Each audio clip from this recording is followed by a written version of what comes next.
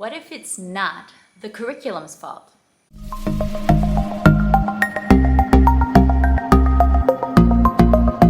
Hi, I am Rachel from 7 and All, and in today's video, we are going to be discussing the amount of credit that curriculum actually deserves within our homeschools. My name is Rachel. I make a whole lot of nerdy homeschool videos, so I hope you're ready to dive in to really think critically about the role of quality curriculum in our homeschool. The big message that I hope you take away from this video is don't give the curriculum too much credit, and also don't give the curriculum too much blame. This is something I have seen all too often. Moms will post into Facebook groups asking for honest feedback on the quality of a curriculum. How good of a job does it do at teaching math, or spelling, or learning to read, or science, or fill in the blank? And they're asking for other people's opinions and experiences and reviews of using the product. You'll see one commenter writing, "Oh yes, this curriculum is fantastic. We have used it for years, and my children consistently score several grade levels ahead on their standardized tests." But on the very same post, you'll see another commenter saying, "I feel like this curriculum was such a waste of time and money. My child made no progress the whole time we were using it. It felt like we were just spinning our wheels, not able to get ahead. When they took their standardized tests, they were falling behind. I had to end up switching to a different curriculum to finally start making progress." So, what is the truth? When one mom is saying this curriculum is fantastic and offering up her children's academic achievements as proof of the curriculum's quality, while another mom is saying that the curriculum is severely lacking and offering up evidence of her child's failure to progress academically as proof of the lack of quality, well, no wonder the poor mom trying to do the research is confused. What is the problem here? The problem is that we are giving the curriculum too much credit. We have to, and I plead with you, we have to stop offering our children's academic achievements and academic progress or test scores as proof of the quality or lack of quality of a curriculum. Our children's academic achievements and progress belong to them. To offer their academic achievements as proof of the quality or lack of quality of a curriculum is a gross oversimplification of how education actually works. Quite simply, this way of thinking attributes far too much credit or too much blame to the curriculum while failing to take into account two major factors that have a deeper influence than the curriculum itself. The student themselves and the teacher themselves are two very influential factors in the child's academic experience, in their academic achievements and progress, that actually are going to impact the journey far more than the specific curriculum used. So I do want to discuss these two factors. Number one, your student. I believe that the student themselves is the single biggest factor impacting their academic journey, their academic progress.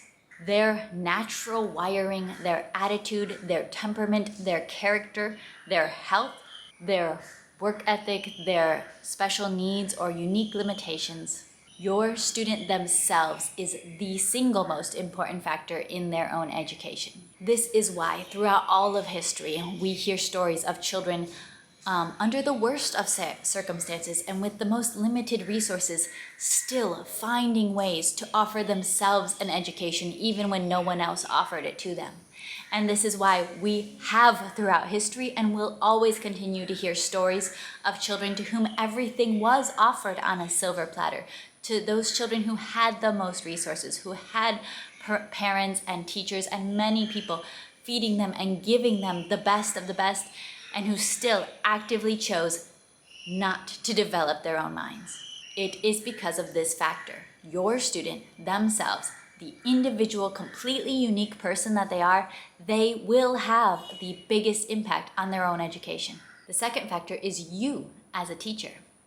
Your teaching skills, your ability to assess and correctly identify your students' needs and figure out the path to filling those needs, meeting those needs. Your consistency, your time, your effort, your attitude, your health, your circumstances, as well as the way you handle those circumstances. You are a key factor in your child's education, you, the teacher. In reality, I do believe you are a smaller factor than the student themselves, but still a key, highly influential factor in your students' academic learning and progress. Now, the curriculum.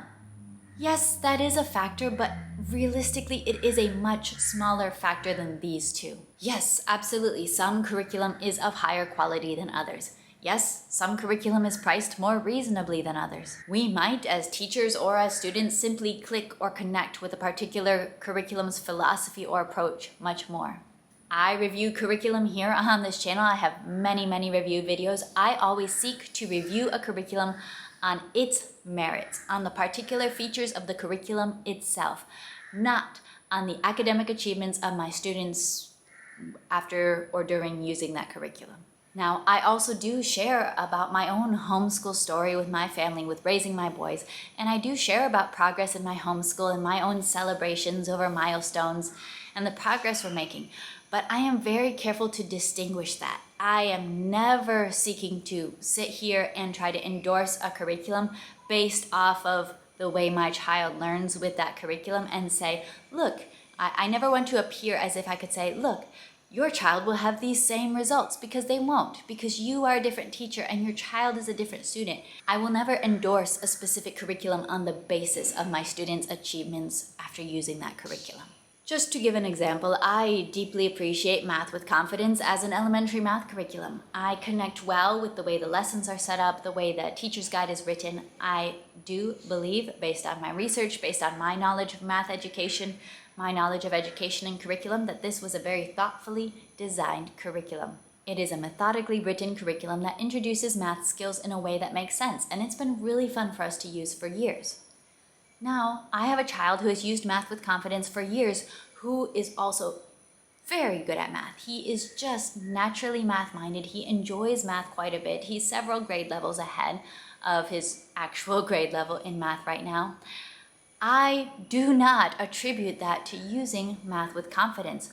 While I think it is a quality curriculum, I actually think that this particular child would have been very good at math regardless of what math curriculum I chose. We could have used Saxon, we could have used Abeka, we could have used just about any quality math curriculum, and if I had been willing to do the work, and if he had also just, he has this inborn natural love for numbers and math, he was always going to be good at math. It's not dependent on Math with Confidence at all. We need to be able to talk about curriculum and talk about resources and assess them on their own merits, not assessing them on the achievements of our children, because those achievements, that progress belongs to our children.